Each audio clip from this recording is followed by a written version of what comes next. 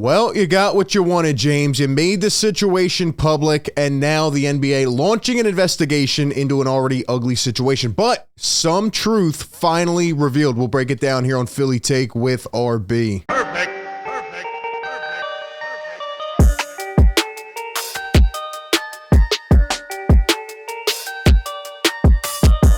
What is going on, everybody? RB here. Welcome into the show. Hit the like button, comment, subscribe. You know the vibes. Continue to support this show. Ring the bell. Don't miss any of the coverage. We are back, and well, Woj goes 3 for 3. Puts out another big news piece on the most random timing. Okay, we're talking about Saturday morning, and Woj is putting out bombs. James Harden, the Sixers, now being investigated by the NBA, but some things have finally come to light, and we have to talk about it. We'll also talk about what this means for another star on the Sixers, with rumors flying around about that. Welcome to the Sixers Circus, day 58. It doesn't stop. The drama continues. Give me all your thoughts down below. What do you think is next, realistically, for this situation? What do you think the NBA will declare from all this? I told you it was all a matter of time until they got involved. They had to step in after one of your, star players is making these kinds of comments about an organization, and there could be a lot of long-term rippled effects here. So it's just a whole mess. Like I said, both parties lose here. Anyway, Woj put out this report early this morning. He says, per Ramona Shelburne, the NBA has launched an inquiry into the circumstances surrounding Sixers star James Harden and his public admonishment of franchise president Daryl Morey. Now, we go to the article, but before we do that, I just want to put one little excerpt from this article. I just want to put one little clip here, one little screenshot. Shout out to Derek Bodner for putting it on Twitter. The reason I'm putting it here is because I don't want you to miss it, okay? Listen to this. This is a part of the article we're about to look at from Woj. Nevertheless, Harden has privately indicated that his public comments calling Morey a liar on Monday morning had only been a response to Morey ending trade discussions with an expectation that Harden would start the season with the Sixers, sources said. Thank you. Thank you. Do you hear it? Do you hear it? Please, do you hear it? Do you see it? All of these Harden fans out there, and again, I respect everybody. I appreciate everybody's input. It's fun, always going back and forth. But let's be honest, right? There are Sixer fans who are diehards of the team, and then Harden has his own fan base, his stan base, that will follow him into oblivion and can never see any wrongs or anything against him. Thank you. How many weeks have I been saying this has nothing to do with a promised contract, okay? Any smart person, any person with a brain would get something like that in writing, right? Any person, right? You're not going to wait a year and say, oh, you owe me this, and that. Well, where's the documentation? Where? No, this has nothing to do with a promised contract, okay? James Harden, like I said yesterday, willingly took a pay cut. What this has to do with is James Harden opting into his player option, believing that the Sixers would trade him, okay? And again, there's fault there for both sides, in my opinion. When it comes down to the Sixers and Daryl Morey, if they did indeed tell James Harden's camp, we have a trade, we're going to trade you, here's the plan, and yes, we will, accept your wish and trade you, and then they go back on their word and say, no, we're not trading you, even though that's, allowed, even though they can do that, it is kind of bad business in that nature, right, to not go out and trade him after you promised him if they told him to opt in for that reason. But when it comes to James Harden, and again, this whole process has made him look a lot more unprofessional, in my opinion, when it boils down to James Harden, right? He opted into that player option because of two things. Number one, no team is willing to give him the contract that he wants. How many times have I said it? No team was out there willing to pay him, right? And number two, because he wants a trade. But here's the thing. You can't just go in there requesting all these demands. Oh, you have to trade me to LA. I have to be a Clipper. The Sixers, especially with a team that's trying to contend, that is been close to being a championship contender and just brought in a coach like Nick Nurse, does not have to feed into your requests and say, okay, we're going to trade you here, get absolutely nothing in return, and screw our future. No, they do not have to do that. So you can't be unhappy with that result. At the end of the day, Harden does not care what the Sixers get back. He would literally walk to Houston right now if they had paid him. But what did they do with $60 million in cap space? The team that we had heard reports about since December on Christmas Day, when Woj reported that Harden could be eyeing the Rockets' return. Remember that? If they had offered Harden a contract, he would say, okay, I'm going to Houston. I'm leaving freely on my own accord. No, James Harden decided to opt in because he wanted his $35 million and he wanted to force the issue on a trade to try to get somewhere, in terms of a contender. That's what happened. And at the end of the day, it's an ugly situation. So that's my spiel on James Harden.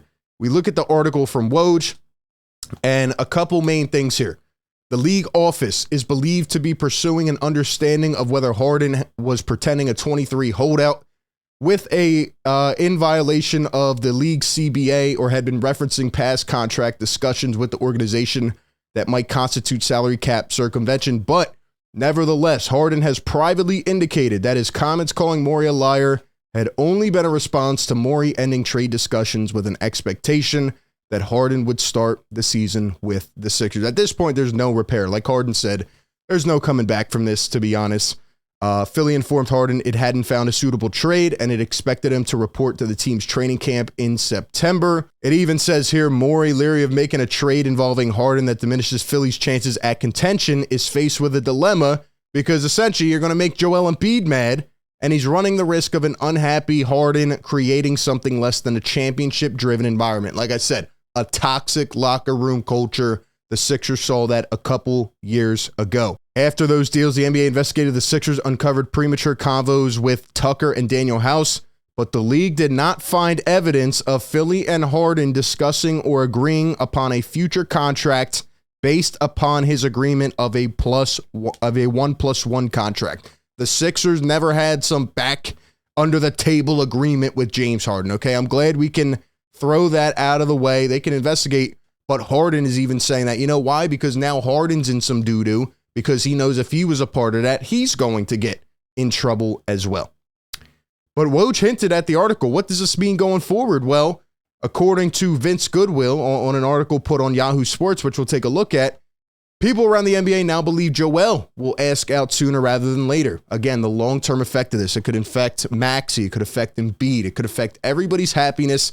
And that is why James Harden should be investigated. Right now, he is making this a mess. You wanted to play with fire. You wanted to make it public. You got your wish. Now it's a complete disaster. And at the end of the day, again, that was intentional. Now the Sixers could be screwed for future negotiations because stars look at this situation and they don't want to come here to a potential disaster in the future. Quote, everyone's circling, waiting. The Knicks and Miami are keeping an eye on everything going on.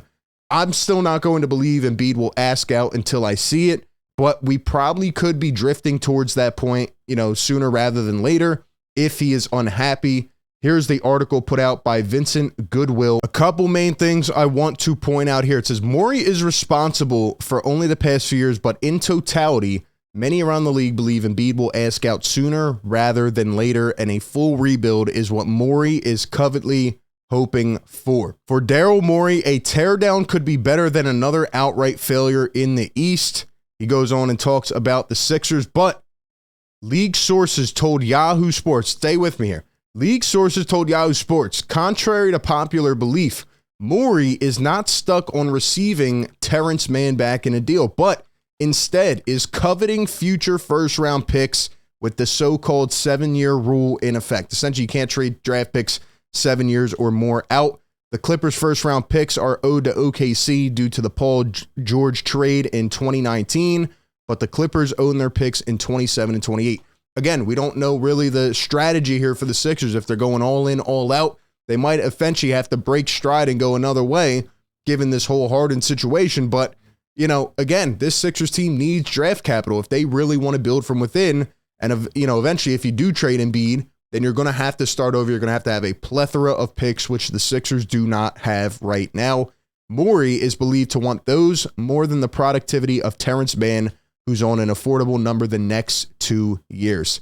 Another teardown for the Sixers means Morey to believe he has time to rebuild it from the tatters he helped create, starting with Simmons and now this mess with James Harden. So at the end of the day, the Sixers are stuck in this situation. Again, they're trying to compete. They're trying to add what they can, but this offseason has been one of the worst, from the signings to the limited restrictions on what they can do to now this whole situation.